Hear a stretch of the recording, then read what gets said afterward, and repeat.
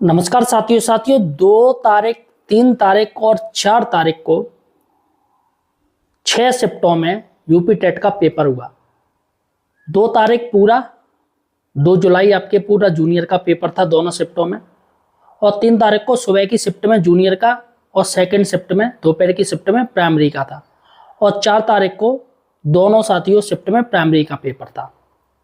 तो यहाँ पर साथियों सबसे बड़ी बात है कि इस बार सरकार ने नॉर्मलाइजेशन लागू कर दिया है। आखिर क्या है ये नॉर्मलाइजेशन और किस तरीके से जो भी अभ्यर्थी हैं जिन्होंने टेट पेपर दिया है उनके नंबर को संतुलन किया जाएगा। जी हाँ साथियों, और नॉर्मलाइजेशन के तहत अगर आपके ज़्यादा नंबर आए हैं और दूसरे वाले शिफ्ट के कम नंबर आए हैं तो आपके ये नंबर कम किए जाएंगे। जी हाँ साथियों, आज हम चर्चा करेंगे नॉर्मलाइजेशन। आखिर क्या है नॉर्मलाइजेशन और ये कैसे कार्य करेगा, क्या इससे फ़ायदा होगा या नुकसान होगा। देखिएगा, मैं आपको बता दूं, सरकार ने नॉर्मलाइजेशन जो लागू किया है उसकी वजह है ये जो 3 दिन में पेपर हुए हैं और 6 शिफ्टों में पेपर हुए हैं, तो ऐसा लगता है कि कभी कोई शिफ्ट में पेपर आसान आ सकता है, कभी कोई शिफ्ट में हार्ड पेपर आ सकता है, जिससे अभ्यर्थी नाराज ना हो, इसलिए सरकार ने नॉर्मलाइजेशन लागू किया है। और साथियों सबसे बड़ी बात, क्या ये जो पेपर आया है टेट का, क्या उसमें आर्टिफिशियल इंटेलिजेंस यानी एआई का इस्तेमाल किया गया है? क्या पेपर एआई से बनाया गया है? जी हाँ साथियों, ये बड़ी खबर है। देखिएगा, आज हम बात करेंगे, चर्चा करेंगे टेट पेपर एआई से बनाया गया है, क्या इस पर हम चर्चा करेंगे, क्या सच में ये बात सही है। और बाकायदा मैं एआई से आपको प्रूफ भी दिखाऊंगा किस तरीके से पेपर बन सकता है सेकेंडों में। उसके बाद है दूसरा बड़ा बात है, टेट पेपर में नॉर्मलाइजेशन लागू होगा। जी हाँ साथियों, बाकायदा सरकार ने आदेश भी लागू किया है, किस तरीके से फायदा होता है मैं आपको बताऊंगा। तीसरी बात है, ज्यादा अंक पाने वाले के कम होंगे अंक, और चौथी बड़ी बात है, कम अंक वालों को मिलेंगे ज्यादा नंबर, और पांचवी बड़ी बात है, नॉर्मलाइजेशन से फायदा या नुकसान। जी हाँ साथियों, ये पांचों बड़ी बातें हैं, आपको जानना जरूरी है अगर आपने टेट पेपर दिया है। इसलिए साथियों, नॉर्मलाइजेशन क्यों लागू किया जाता है? नॉर्मलाइजेशन लागू किया जाता है जब पेपर कई शिफ्टों में होता है जिसमें अभ्यर्थी ज़्यादा होते हैं। तो 20 लाख अभ्यर्थी थे, ऐसे में सरकार को मजबूरी में अलग अलग शिफ्टों में पेपर लागू करना पड़ा। तो नॉर्मलाइजेशन किस तरीके से कार्य करता है इस वीडियो में आपको बताऊंगा। सबसे पहले दोस्तों, हम पहली बात करेंगे, टेट पेपर में एआई से बनाया गया है, क्या इसमें एआई का इस्तेमाल हुआ?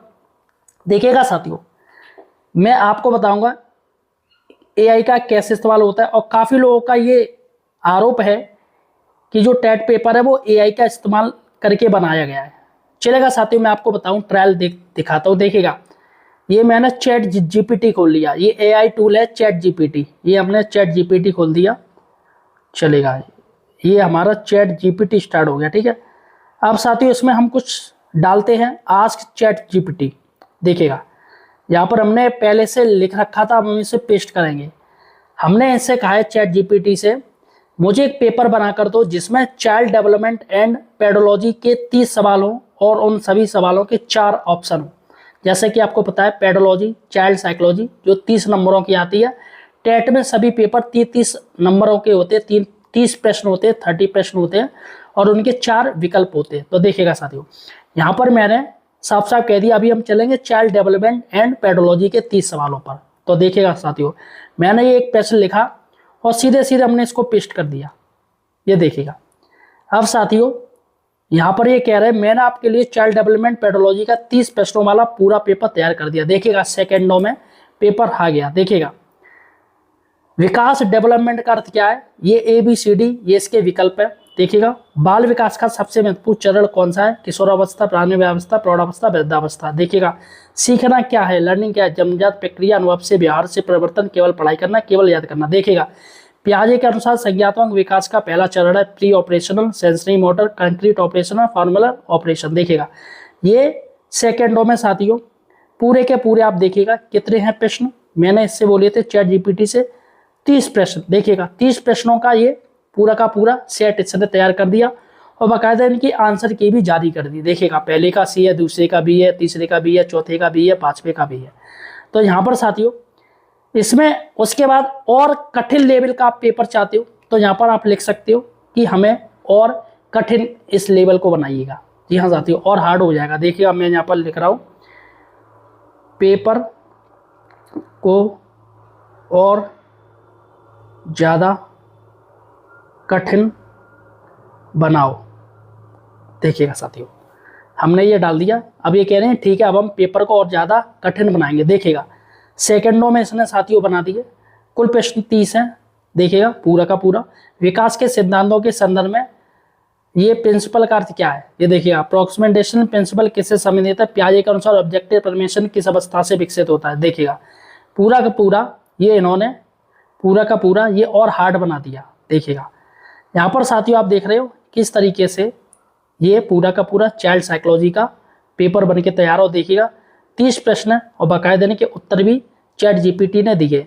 अब हम चलते अपनी दूसरी बड़ी खबर है, वो है नॉर्मलाइजेशन। जी हाँ साथियों, अब हम चलेंगे टेट पेपर में नॉर्मलाइजेशन लागू होगा। जी हाँ साथियों, देखिएगा जब इसकी विज्ञप्ति आई थी तो विज्ञप्ति में आपको दिखा रहा हूँ, जियो दिखा रहा हूँ। देखिएगा जियो में साफ साफ लिखा है। 9वां पॉइंट देखिएगा, लिखित परीक्षा के संबंध में विशेष छूट। यदि उत्तर प्रदेश शिक्षक पात्रता परीक्षा यूपी टेट 2026 हेतु प्राप्त आवेदन पत्रों की संख्या अत्यधिक होती है और आयोग के लिए समस्त अभ्यर्थियों की लिखित परीक्षा एक ही पाली, शिफ्ट या दिन में आयोजित किया जाना सुविधाजनक नहीं होता है, तो उक्त लिखित परीक्षा एक से अधिक पालियों यानी शिफ्ट या दिनों में आयोजित की जा सकती है। यदि परीक्षा एक से अधिक पालियों यानी शिफ्ट दिनों में आयोजित की जाती है तो अभ्यर्थियों के तुलनात्मक मूल्यांकन हेतु स्कोर के नॉर्मलाइजेशन की प्रक्रिया लागू होगी। स्कोर के नॉर्मलाइजेशन की उक्त प्रक्रिया आयोग की सूचना विज्ञप्ति संख्या ये शिक्षा सेवा चयन आयोग 2018-2025-26 दिनांक 26/2/2026 में विहित प्रक्रिया द्वारा किया जाएगा। इस संबंध में आयोग निर्णय अंतिम होगा। तो यहाँ पर साथियों देखिएगा हेड अंक यहाँ पर इन्होंने दिया है, पूरा पूरा दिया है। देखिएगा यूपी टेट में यहाँ पर जो पास होना है 150 में से जिनके 90 अंक आएंगे यानी 60% जनरल वालों को 90 अंक लाने पड़ेंगे। उसके बाद अनुसूचित जाति, अनुसूचित जनजाति, अन्य पिछड़ा वर्ग, AWS, स्वतंत्रता संग्राम सेनानी, आश्रित भूतपूर्व सैनिक व दिव्यांग श्रेणी के अभ्यर्थियों के लिए न्यूनतम अंक 55% अर्थात 150 में से 82 अंक लाने होंगे। चलेगा साथियों, यहाँ पर मैंने आपको बता दिया। अब हम चलते हैं, सबसे बड़ी बात है कि नॉर्मलाइजेशन काम कैसे करता है और क्या ऐसा कुछ हो सकता है अंकों को लेके कि मूल अंक क्या हो सकते हैं। देखिएगा सबसे पहले मेरी बातों को ध्यान से सुनिएगा, क्योंकि नॉर्मलाइजेशन ये थोड़ा टफ शब्द है और इसको एक एक आपको समझना पड़ेगा, क्योंकि ये टेक्निकल वर्ड है। आखिर क्या होता है मैं आपको एक न्यूज पढ़ के सुना रहा हूँ, इसलिए ध्यान से सुनिएगा और समझने की कोशिश कीजिएगा, क्योंकि काफ़ी टफ वर्ड है। इसलिए देखिएगा नॉर्मलाइजेशन जिसका हिंदी में अर्थ मानकीकरण होता है, मानकीकरण होता है। उत्तर प्रदेश शिक्षा सेवा चयन आयोग द्वारा आयोजित की जा रही यूपी टेट 2026 परीक्षा जो 2, 3, 4 जुलाई को हो रही है, इसमें अभ्यर्थियों की भारी संख्या करीब 20 लाख होने के कारण इसे पहली बार लागू किया गया है। चूँकि परीक्षा कुल 3 दिनों में 6 अलग अलग शिफ्ट में पूरी की जा रही है, इसलिए सभी अभ्यर्थियों को बराबरी का मौका देने के लिए सांख्यिकीय प्रक्रिया यानी स्टैटिकल प्रोसेस अपनाई जा रही है। तो यहाँ पर आप समझिएगा नॉर्मलाइजेशन क्या है और इसकी ज़रूरत क्यों पड़ी। सबसे बड़ी बात है, जब कोई परीक्षा कई दिनों और अलग अलग शिफ्टों में कराई जाती है तो हर शिफ्ट का प्रश्न पत्र अलग होता है।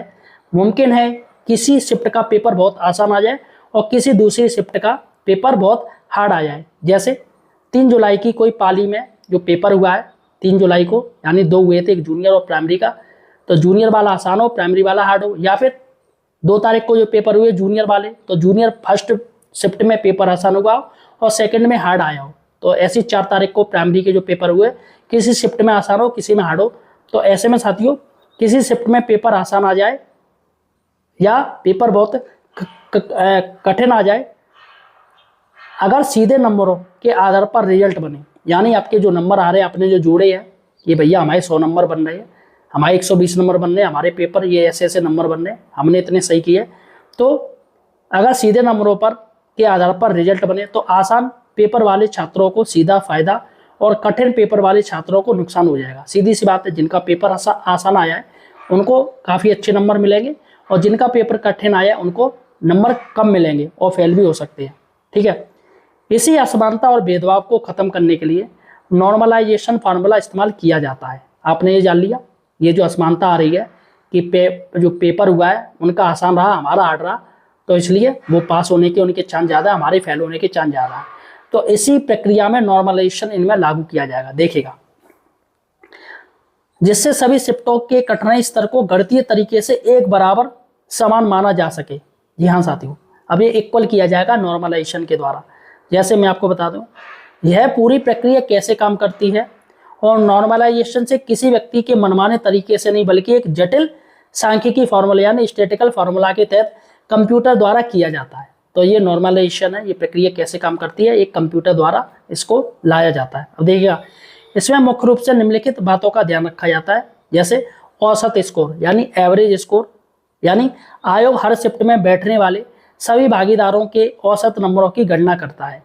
जिस शिफ्ट का औसत स्कोर कम रहता है उसे कठिन माना जाता है, यानी सभी के नंबर कम आए हैं, यानी सभी के 110 से नीचे रहे, 100 से नीचे रहे, तो इसे औसत माना जाएगा। ठीक है, जिसका औसत यहाँ पर उसको कठिन माना जाता है, और जिसका औसत ज़्यादा रहता है यानी उसे आसान माना जाएगा। जैसे सभी के नंबर 100 से ऊपर आ रहे हैं, किसी के नीचे नहीं गए, तो ये पेपर आसान रहा, तो इन सभी के पेपर सभी के नंबर है जो ज़्यादा आ रहे हैं। ठीक है साथियों, और हाईएस्ट स्कोर यानी टॉप परफॉर्मेंस क्या है इसमें, ये भी साथियों चलता है, टॉप परफॉर्मेंस भी चलती है। जैसे प्रत्येक शिफ्ट के टॉप यानी 0.1 उम्मीदवारों के अंकों की तुलना बाकी शिफ्ट के टॉपर से की जाती है, यानी कौन टॉपर्स है। जैसे किसी के 140 आए और उसके रह गए 120 ही, वो टॉपर्स उसमें बनाए और वो टॉपर्स इसमें बनाए। जो आसान पेपर था उसके 140 आ गए, और जिनका आसान पेपर नहीं था वो 120 पे ही रह गए, 115 पे टॉपर बनाए। तो यहाँ पर ये अंतर किया जा रहा है। ठीक है, बेस शिफ्ट यानी सभी पारियों में से किसी एक शिफ्ट को मानक या बेस मान लिया जाता है, आमतौर पर जिसका कठिनाई स्तर मध्यम या सबसे कठिन के करीब हो। आपके नंबरों पर इसका क्या असर होगा, सबसे बड़ी बात है, इन्होंने ये बेस मान लिया कि जिनके ज़्यादा है जिनके कम है, इससे पता चलेगा कि पेपर आसान था या टफ था। अब इसका आपके नंबरों पे क्या असर पड़ेगा, ये जो बात हो रही है, नंबर कैसे बढ़ेंगे या वो किए जाएंगे कम। देखिएगा, नॉर्मलाइजेशन के बाद आपके परीक्षा में सीधे मिलने वाले नंबर यानी रॉ मार्क्स बदलकर नॉर्मलाइज्ड स्कोर बन जाते हैं। तो यहाँ पर साथियों, आपको अगर 100 से ऊपर नंबर मिल रहे हो और आपका आसान पेपर आया, तो यहाँ पर अब नॉर्मलाइजेशन आपके में प्रक्रिया लागू कर दी जाएगी। तो यहाँ पर देखिएगा, मैं आपको बताऊँ, इसके दो प्रभाव होते हैं, नंबर बढ़ भी सकते हैं। ठीक है, नंबर बढ़ सकते हैं। अगर आपकी शिफ्ट का पेपर बाकी पारियों के मुकाबले कठिन था, तो नॉर्मलाइजेशन प्रक्रिया के बाद आपके फाइनल नंबर आपके वास्तविक नंबरों से बढ़ जाएंगे। जी हाँ साथियों, यहाँ पर आपका पेपर हार्ड है तो आपको नंबर दे दिए जाएंगे कि चलो भैया इनके अनुसार जो मैंने बताया है 0.01 के अनुसार ये वो की जाएगी तुलना। तो यहाँ पर आपके नंबर बढ़ सकते हैं और नंबर घट भी सकते हैं। जी हाँ साथियों, यदि आपकी शिफ्ट का पेपर बहुत आसान था और छात्रों ने उसमें बहुत ज़्यादा स्कोर किया है, तो कठिन शिफ्ट वालों की बराबरी पर लाने के लिए आपके फाइनल नंबर कम भी हो सकते हैं। यानी जिनके ज़्यादा हार्ड पेपर आए उनके नंबर बढ़ सकते हैं, और जिनका कम पेपर आसान आया है उनके नंबर कम हो सकते हैं। ठीक है, उदाहरण के लिए मैं आपको बता दूं, आपके फाइनल नंबर कम भी हो सकते हैं। उदाहरण के लिए मान लीजिए आपने कठिन शिफ्ट में 85 नंबर स्कोर किए। ठीक है, आपके जो हार्ड था पेपर उसमें आपके 85 या 70 नंबर आ पाए। ठीक है, और किसी ने आसान शिफ्ट में 100 नंबर स्कोर किए, 100 या 100 तक जो भी लाए नंबर लाए। अब नॉर्मलाइजेशन की जब इसमें प्रक्रिया होगी, तो नॉर्मलाइजेशन के बाद कठिन शिफ्ट वाले के 85 नंबर बढ़कर 92 हो सकते हैं, उसके 85 नंबर बढ़कर 92 हो सकते हैं, और आसान शिफ्ट वालों के 100 नंबर से घटकर 94 हो सकते हैं। जी हाँ साथियों, यहाँ 100 नंबर से कम होकर 94 रह सकते हैं, और 82 वाले को 70 वाले को 82 मिल सकते हैं। जी हाँ साथियों, ताकि दोनों का मूल्यांकन निष्पक्ष हो सके। अभ्यर्थियों के लिए जरूरी सलाह आंसर की ही अंतिम नहीं। यहाँ पर काफ़ी लोग देख रहे होंगे भैया हमारे आंसर की में सही नंबर आ गए, काफ़ी लोग परेशान होंगे, अरे हम तो फेल हो रहे हैं। तो ये आंसर की ये तो छोड़ ही दीजिए, आंसर की से कोई मतलब नहीं है।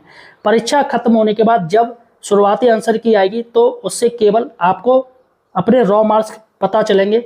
आपका पास या फेल होना फाइनल रिजल्ट में आने वाले नॉर्मलाइजेशन मार्क्स पर ही निर्भर करेगा। तो यहाँ पर अभी जो आप देखोगे वो रॉ मार्क्स देखोगे कि भैया हमें 20 नंबर हमें 70 नंबर मिल रहे हैं, हमें 150 नंबर मिल रहे हैं, 100 नंबर, 120 मिल रहे हैं, ये कुछ नहीं है। वो फाइनल होगा, वो नॉर्मलाइजेशन जब प्रक्रिया लागू हो जाएगी। ठीक है। नेगेटिव मार्किंग, इसमें सबसे बड़ी बात है नेगेटिव मार्किंग नहीं है। ध्यान रहे कि यूपीटेट 2026 में कोई नेगेटिव मार्किंग नहीं, इसलिए नॉर्मलाइजेशन से इस बात पर फर्क नहीं पड़ेगा कि आपके कितने गलत तुक्के लगाए। पूरा खेल सिर्फ आपकी शिफ्ट के औसत स्तर पर तय होगा। तो यहाँ पर तभी आपको फायदा मिलेगा जब पेपर एक हार्ड होगा और एक आसान होगा। अभी इसमें देखा जाएगा।